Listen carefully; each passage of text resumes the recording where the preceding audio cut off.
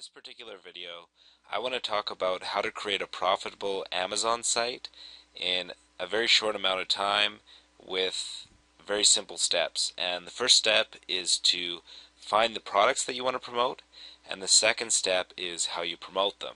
So in the first half of the video for right now, let's talk about how we're going to select a product to put on our website, and later I'll talk about how I structure my site and create the reviews.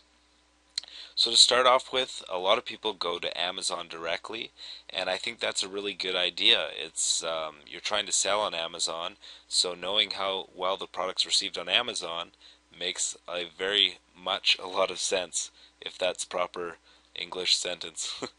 But okay, so today, if we're looking for a product or a category that we're going to be interested in, I know that as we speak right now, my cat Taffy is glaring at me because she's tired and she's ready to go to sleep.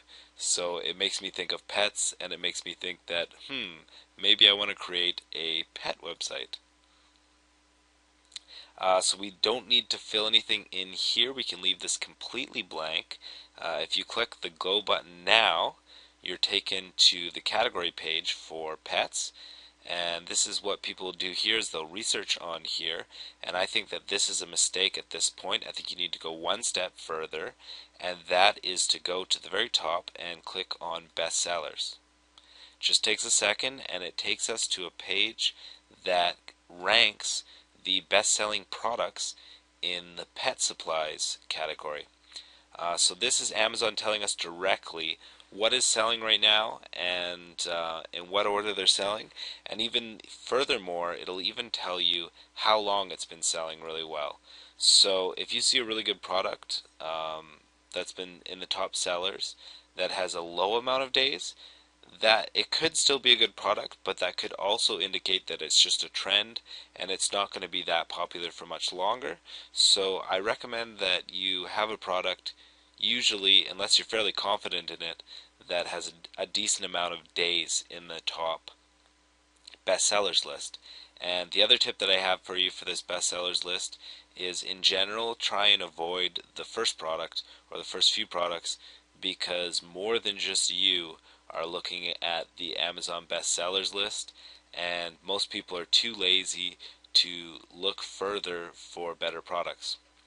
But seeing as this is just for example purposes, I'm just going to look at the first page of pet supplies. I highly recommend that you look further into deeper pages when you're considering your niche. But for today, this is all we're going to look at. Okay, so what I see on this page is you're looking for a general theme. You're not creating a niche website around a single product. That simply is not going to be as profitable for you. There was a day and age where people would create sites around a single product and they get traffic for it, but with Google the way it is these days, you're much better off to create a bigger site with more authority that's going to get a lot more Google love, so that whenever you create a product review, you're a lot more likely to get a ton more traffic because Google has a reason to like you in the first place. So we're looking for a theme. So the first product we have here is flea control for dogs. And if we go down here, we'll see if there's any.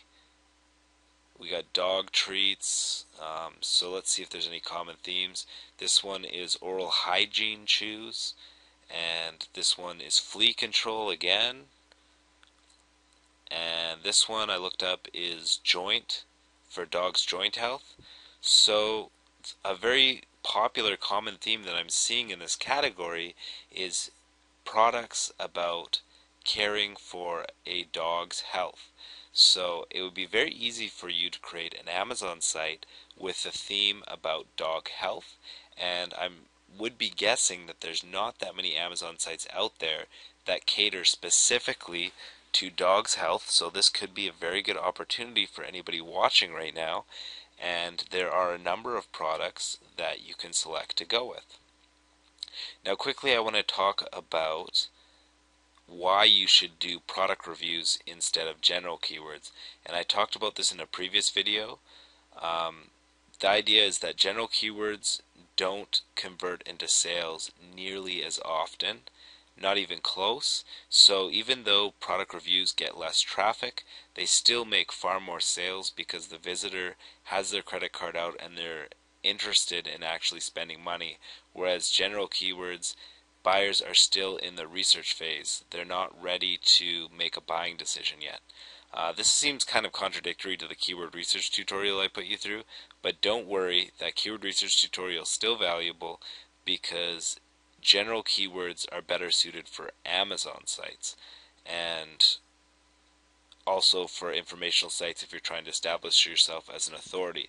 But because in this video we're looking at Amazon sites, when you're looking at specifically building Amazon sites, product reviews are the best way to go.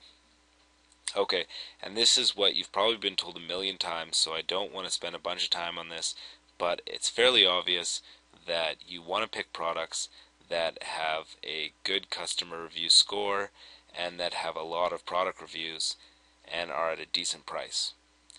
The reason why you want a good product review and a good number of product reviews is because you are a lot more likely to convert your sale if visitors go to the Amazon page and they see a good review. It's simply social proof that tells them, hey, this is a product I'm interested in. Look, all these people are happy with it. You're likely to be happy with it too. Okay, I'll buy. So it's just very, very, very obvious to see why a good review would be a good idea in terms of selling. If something is 3 stars, and that's kind of rare for a best-selling product, but say something like this is 3 1/3 stars, I would probably I'd avoid it for the price, but even if this was for a reasonable price, I would still want to avoid it because the reviews are lower and someone might get cold feet because they come to the page and they see, hey, some people don't like this. Quite a few people are actually giving it 1 star. No thank you, I'll take a look at something else.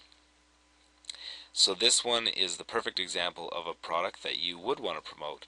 Ideally, I like promoting products that are higher priced than this, but $74 is not terrible. The average customer review is 4.8 out of 5.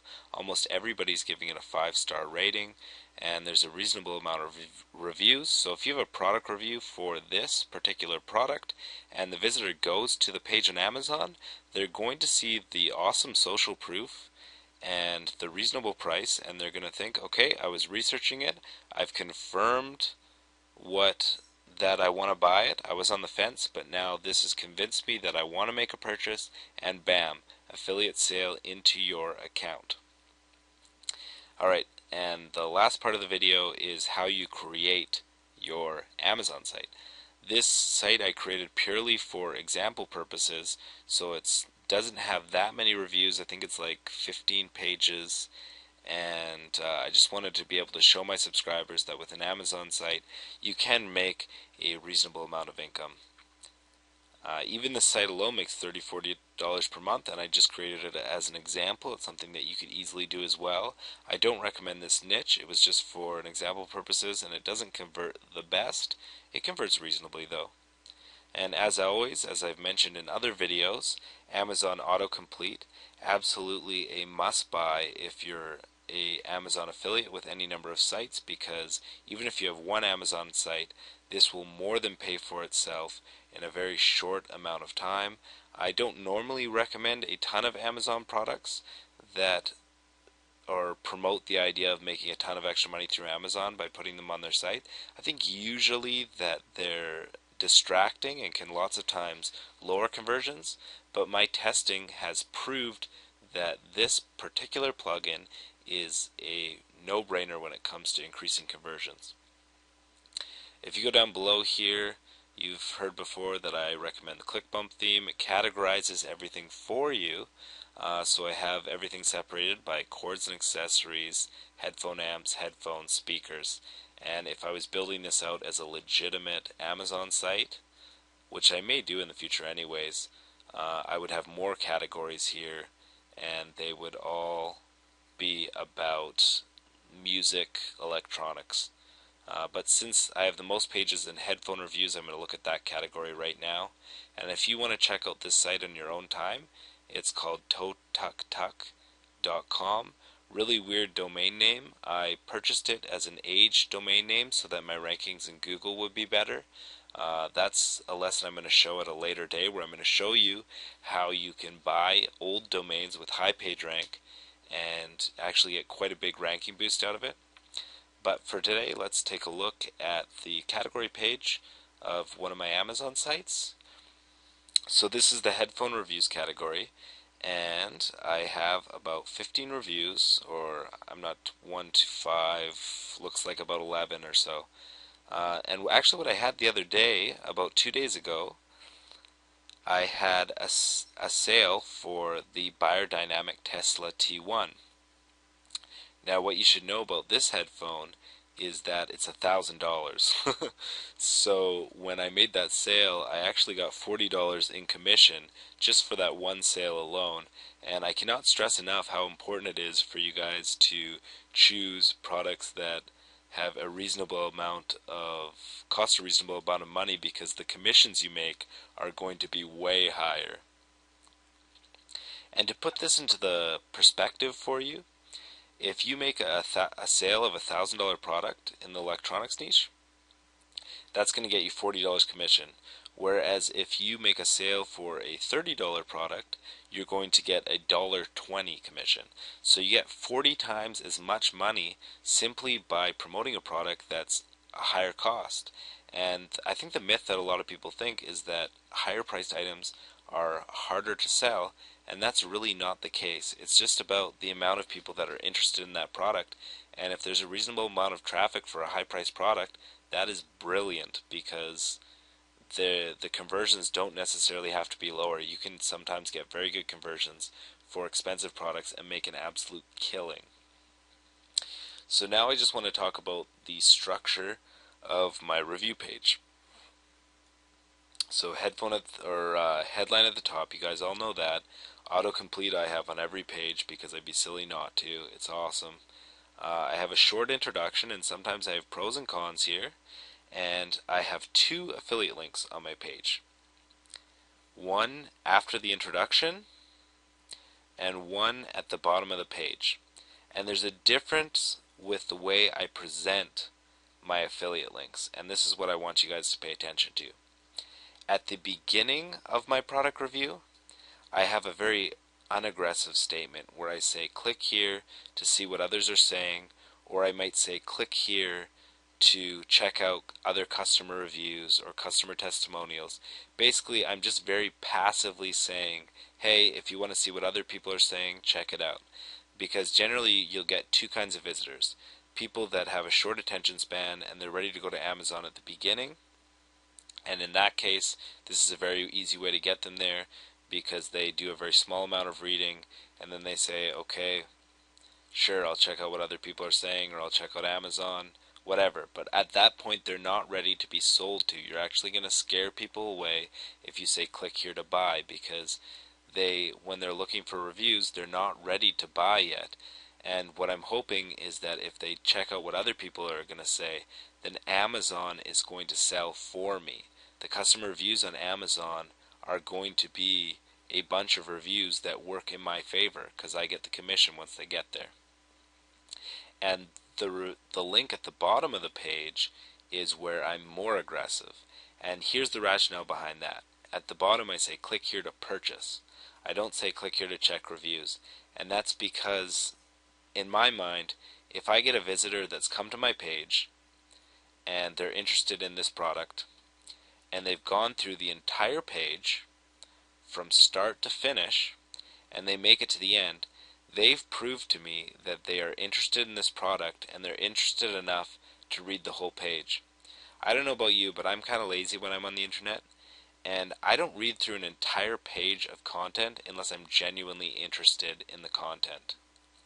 So this guy's proven to me he's very, very interested, and I'm hoping that if my review's fairly well written, then he will have learned what he's needed to know to be able to decide to buy, because the idea is that he was on the fence before, and you're just trying to nudge him off the fence, and that's where you hit him with a call to action at the end. Not the beginning, the end is where you want to do the more aggressive call to action, whereas at the beginning it's more of a passive check out what other people are saying. So that's my entire video for you guys. How to pick themes to build an Amazon niche site around, and how to structure your site, the silo structure to build rankings and categorize them, and then finally how to structure your reviews. So I'm going to end the video here, guys. If you have any comments, questions, or concerns, feel free to email me. My email is brendanmace@live.com. I'm going to be hitting you guys real soon in the future with more awesome content straight to your inbox. Stay tuned, and I will see you soon. Peace out, bros.